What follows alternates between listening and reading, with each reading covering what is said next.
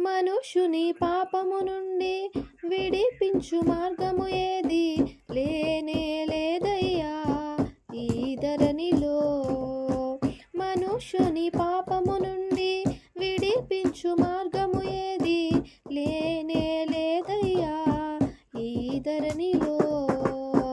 పాపము కడిగి పరిశుద్ధ మార్గముకు నడిపించు దైవం నీవే యేసయ్యా.